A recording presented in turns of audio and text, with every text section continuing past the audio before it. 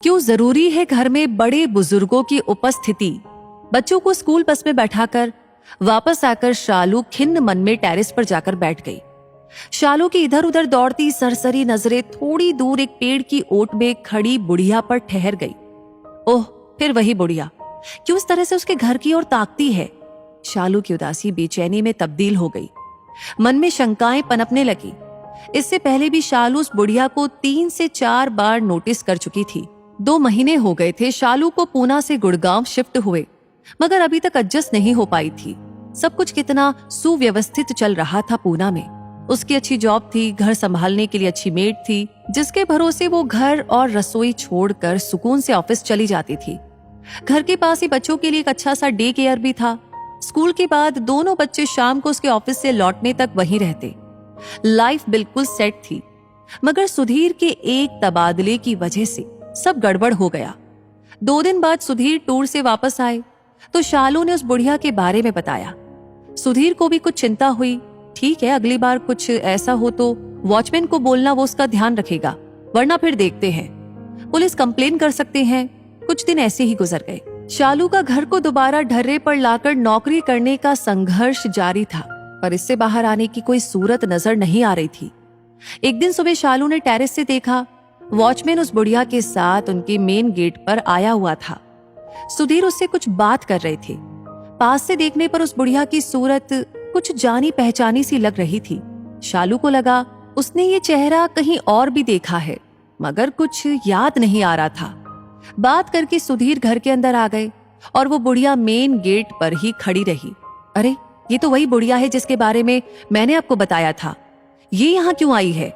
शालू ने चिंतित स्वर में सुधीर से पूछा। बताऊंगा तो आश्चर्यचकित रह जाओगी। जैसा तुम उसके बारे में सोच रही थी वैसा कुछ भी नहीं है। जानती हो वो कौन है? शालू का विस्मित चेहरा आगे की बात सुनने को बेकरार था। वो इस घर की पुरानी मालकिन है। क्या? मगर ये घर तो हमने मिस्टर शांतनु से खरीदा है। ये लाचार बेबस बुढ़िया उसी शांतनु की अभागी माँ है, जिसने पहले धोखे से सब कुछ अपने नाम करा लिया और फिर ये घर हमें बेचकर विदेश चला गया, अपनी बूढ़ी माँ गायत्री देवी को एक वृद्धाश्रम में छोड़कर। छी, कितना कमीना इंसान है। देखने में तो बड़ा शरीफ लग रहा था। सुधीर का चेहरा वितृष्णा से भर उठा। वहीं शालू याददाश्त पर कुछ जोर डाल रही थी। हाँ, याद आया। स्टोर रूम की सफाई करते हुए इस घर की पुरानी नेम प्लेट दिखाई दी थी। उस पर गायत्री निवास लिखा था। वही एक राजसी ठाट बाट वाली महिला की पुरानी फोटो भी थी। उसका चेहरा ही इस बुढ़िया से मिलता था। तभी मुझे लगा था कि इसे कहीं तो देखा है, मगर अब ये यहाँ क्यों आई है? क्या घर वापस लेने? पर हमने तो इसे पूरी कीमत देकर खरीदा है। शालू चिंतित हो उठी। नहीं नहीं, आज इनके पति की पहली बरसी है। ये उस कमरे में दिया जलाकर प्रार्थना करना चाहती है जहां उन्होंने अंतिम सांस ली थी। इससे क्या होगा? मुझे तो इन बातों में कोई विश्वास नहीं। तुम्हें ना सही, उन्हें तो है। और अगर हमारी हाथ से उन्हें थोड़ी सी खुशी मिल जाती है तो हमारा क्या घट जाएगा? ठीक है, आप उन्हें बुला लीजिए। अनमने मन से ही सही, मगर शालू ने हाँ कह दी। गायत्री देवी अंदर आ गई। क्षीण काया, तन पर पुरानी सूती धोती, बड़ी बड़ी आंखों के कोरों में कुछ जमे, कुछ पिघले से आंसू। अंदर आकर उन्होंने सुधीर और शालू को ढेरों आशीर्वाद दिए। नजरें भर भर कर उस पराए घर को देख रही थी जो कभी उनका अपना था। आंखों में कितनी स्मृतियां, कितने सुख और कितने ही दुख एक साथ तैर आए थे। वो ऊपर वाले कमरे में गई। कुछ देर आंखें बंद कर बैठी रही। बंद आंखें लगातार रीस रही थी। फिर उन्होंने दिया जलाया, प्रार्थना की और फिर वापस से दोनों को आशीर्वाद देते हुए कहने लगी, मैं इस घर में दुल्हन बनकर आई थी। सोचा था अर्थी पर ही जाऊंगी, मगर स्वर भर्रा आया था। यही कमरा था मेरा। कितने साल हंसी खुशी बिताए हैं यहाँ अपनों के साथ, मगर शांतनु के पिता के जाते ही महिला की आंखें पुनः भर आई। शालू और सुधीर निशब्द बैठे रहे। थोड़ी देर घर से जुड़ी बातें कर गायत्री देवी भारी कदमों से उठी और चलने लगी। पैर जैसे इस घर की चौखट छोड़ने को तैयार ही न थे, पर जाना तो था ही। उनकी इस हालत को वो दोनों भी महसूस कर रहे थे। आप जरा बैठिए, मैं अभी आती हूँ। शालू गायत्री देवी को रोककर कमरे से बाहर चली गई और इशारे से सुधीर को भी बाहर बुलाकर कहने लगी, सुनिए, मुझे एक बड़ा अच्छा सा आइडिया आया है। जिससे हमारी जिंदगी भी सुधर जाएगी और इनके टूटे दिल को भी आराम मिल जाएगा। क्यों ना हम इन्हें यहीं रख ले। अकेली है, बेसहारा है और इस घर में इनकी जान बसी है, यहाँ से कहीं जाएगी भी नहीं और हम यहाँ वृद्धाश्रम से अच्छा ही खाने पहनने को देंगे उन्हें। तुम्हारा मतलब है नौकर की तरह? नहीं नहीं, नौकर की तरह नहीं, हम इन्हें कोई तनख्वाह नहीं देंगे। काम के लिए तो मेड भी है, बस ये घर पर रहेंगी तो घर के आदमी की तरह मेड पर आने जाने वालों पर नजर रख सकेंगी, बच्चों की देखभाल कर सकेंगी। ये घर पर रहेंगी तो मैं भी आराम से नौकरी पर जा सकूंगी। मुझे भी पीछे से घर की, बच्चों के खाने पीने की टेंशन नहीं रहेगी। आइडिया तो अच्छा है, पर क्या ये मान जाएंगी? क्यों नहीं, हम इन्हें उस घर में रहने का मौका दे रहे हैं जिसमें उनके प्राण बसे हैं, जिसे ये छुप छुप कर देखा करती हैं। और अगर कहीं मालकिन बनकर घर पर अपना हक जमाने लगी तो क्या, निकाल बाहर करेंगे? घर तो हमारे ही नाम है, ये बुढ़िया क्या कर सकती है? ठीक है, तुम बात करके देखो, सुधीर ने सहमति जताई। शालू ने संभल कर बोलना शुरू किया। देखिए, अगर आप चाहे तो यहाँ रह सकती हैं। बुढ़िया की आंखें इस अप्रत्याशित प्रस्ताव से चमक उठी। क्या वाकई में मैं इस घर में रह सकती हूँ? लेकिन फिर बुझ गई।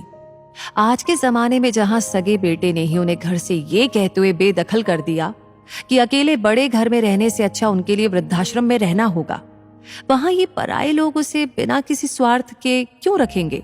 नहीं नहीं, आपको नाहक ही परेशानी होगी। परेशानी कैसी? इतना बड़ा घर है और आपके रहने से हमें भी आराम हो जाएगा। हालांकि दुनियादारी के कटु अनुभवों से गुजर चुकी गायत्री देवी शालू की आंखों में छिपी मंशा समझ गई, मगर उस घर में रहने के मोह में वो मना न कर सकी। गायत्री देवी उनके साथ रहने आ गई और आते ही उनके सधे हुए अनुभवी हाथों ने घर की जिम्मेदारी बखूबी संभाल ली। सभी उन्हें अम्मा कहकर ही बुलाते। हर काम उनकी निगरानी में सुचारू रूप से चलने लगा। घर की जिम्मेदारी से बेफिक्र होकर शालू ने भी नौकरी ज्वाइन कर ली। साल भर कैसे बीत गया पता ही नहीं चला। अम्मा सुबह दोनों बच्चों को उठाती, तैयार करती, मान मनुहार कर खिलाती और स्कूल बस तक छोड़ती। फिर किसी कुशल प्रबंधक की तरह अपनी देखरेख में बाई से सारा काम कराती। रसोई का वो स्वयं खास ध्यान रखने लगी। खासकर बच्चों के स्कूल से आने के वक्त वो नित नए स्वादिष्ट और पौष्टिक व्यंजन तैयार कर देती। शालू भी हैरान थी कि जो बच्चे चिप्स और पिज्जा के अलावा कुछ भी मन से न खाते थे, वे उनके बनाए व्यंजन खुशी खुशी खाने लगे थे। बच्चे अम्मा से बेहद घुल मिल गए थे। उनकी कहानियों के लालच में कभी देर तक टीवी से चिपके रहने वाले बच्चे उनकी हर बात मानने लगे। समय से खाना पीना और होमवर्क निपटाकर बिस्तर में पहुंच जाते। अम्मा अपनी कहानियों से बच्चों में एक और जहां अच्छे संस्कार डाल रही थी, वहीं हर वक्त टीवी देखने की बुरी आदत से भी दूर ले जा रही थी। शालू और सुधीर बच्चों में आए सुखद परिवर्तन को देखकर अभिभूत थे, क्योंकि उन दोनों के पास तो कभी बच्चों के पास बैठकर बातें करने का भी समय नहीं होता था। पहली बार शालू ने महसूस किया कि घर में किसी बड़े बुजुर्ग की उपस्थिति, नानी दादी का प्यार बच्चों पर कितना सकारात्मक प्रभाव डालता है। उसके बच्चे तो शुरू से ही इस सुख से वंचित रहे, क्योंकि उनके जन्म से पहले ही उनकी नानी और दादी दोनों गुजर चुकी थी। आज शालू का जन्मदिन था। सुधीर और शालू ने ऑफिस से थोड़ा जल्दी निकलकर बाहर डिनर करने का प्लान बनाया था। सोचा था बच्चों को अम्मा संभाल लेंगी, मगर घर में घुसते ही दोनों हैरान रह गए। बच्चों ने घर को गुब्बारों और झालरों से सजाया हुआ था। वहीं अम्मा ने शालू की मनपसंद डिशेस और केक बनाए हुए थे। इस सरप्राइज बर्थडे पार्टी, बच्चों के उत्साह और अम्मा की मेहनत से शालू अभिभूत हो उठी और उसकी आंखें भर आई। इस तरह के वीआईपी ट्रीटमेंट की उसे आदत नहीं थी और इससे पहले बच्चों ने कभी भी उसके लिए ऐसा कुछ खास किया भी नहीं था। बच्चे दौड़कर शालू के पास आ गए और जन्मदिन की बधाई देते हुए पूछा, आपको हमारा सरप्राइज कैसा लगा? बहुत अच्छा, इतना अच्छा कि क्या बताऊं। कहते हुए उसने बच्चों को बाहों में भरकर चूम लिया। हमें पता था आपको अच्छा लगेगा। अम्मा ने बताया था कि बच्चों द्वारा किया गया छोटा सा प्रयास भी मम्मी पापा को बहुत बड़ी खुशी देता है, इसीलिए हमने आपको खुशी देने के लिए ये सब किया। शालू की आंखों में अम्मा के लिए कृतज्ञता छा गई। बच्चों से ऐसा सुख तो उसे पहली बार ही मिला था, और वो भी उन्हीं के संस्कारों की वजह से।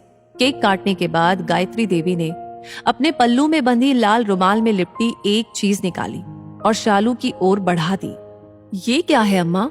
तुम्हारे जन्मदिन का उपहार। शालू ने खोलकर देखा तो रुमाल में सोने की चेन थी। वो चौंक पड़ी। ये तो सोने की मालूम होती है। हाँ बेटी, सोने की ही है। बहुत मन था कि तुम्हारे जन्मदिन पर तुम्हें कोई तोहफा दूं। कुछ और तो नहीं है मेरे पास, बस यही एक चेन है जिसे संभाल कर रखा था।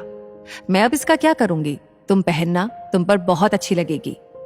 शालू की अंतरात्मा उसे कचोटने लगी, जिसे उसने लाचार बुढ़िया समझकर स्वार्थ से तत्पर हो अपने यहाँ आश्रय दिया। उनका इतना बड़ा दिल कि अपने पास बचे इकलौते स्वर्ण धन को भी वो उसे सहज ही दे रही है। नहीं नहीं अम्मा, मैं इसे नहीं ले सकती। ले ले बेटी, एक माँ का आशीर्वाद समझकर रख ले। मेरी तो उम्र भी हो चली, क्या पता तेरे अगले जन्मदिन पर तुझे कुछ देने के लिए मैं रहूं भी या नहीं। नहीं अम्मा, ऐसा मत कहिए। ईश्वर आपका साया हमारे सिर पर सदा बनाए रखे। ये कहकर शालू उनसे ऐसे लिपट गई जैसे बरसों बाद कोई बिछड़ी बेटी अपनी माँ से मिल रही हो। वो जन्मदिन शालू कभी नहीं भूली, क्योंकि उसे उस दिन एक बेशकीमती उपहार मिला था जिसकी कीमत कुछ लोग बिल्कुल नहीं समझते, और वो है निस्वार्थ मानवीय भावनाओं से भरा माँ का प्यार। वो जन्मदिन गायत्री देवी भी नहीं भूली, क्योंकि उस दिन उनकी उस घर में पुनर्प्रतिष्ठा हुई थी। घर की बड़ी आदरणीय एक माँ के रूप में जिसकी गवाही उस घर के बाहर लगाई गई, वो पुरानी नेम प्लेट भी दे रही थी जिस पर लिखा था गायत्री निवास। तो दोस्तों, अगर इस वीडियो को देखकर आपकी भी आंखें थोड़ी सी नम हो गई हो तो अकेले में 2 मिनट चिंतन करें कि पाश्चात्य संस्कृति की होड़ में हम अपनी मूल संस्कृति को भुलाकर बच्चों की उच्च शिक्षा पर तो सभी का ध्यान केंद्रित है, किंतु उन्हें संस्कारवान बनाने में हम पिछड़ते जा रहे हैं। कहानी अच्छी लगी हो तो हर उस माँ तक शेयर कीजिए जो अपने बच्चों को संस्कारवान बनाना चाहती है। दोस्तों, इस वीडियो से आपको क्या सीख मिली, आप क्या महसूस करते हैं, हमें अपनी राय जरूर बताएं। आपका हर एक लाइक, हर एक कमेंट, हर एक शेयर हमें इंस्पायर करता है ऐसी कहानियां आप तक पहुंचाने के लिए। और ऐसी कहानी आपको हमेशा मिलती रहे, उसके लिए हमारे पेज को फॉलो करना ना भूलें। धन्यवाद।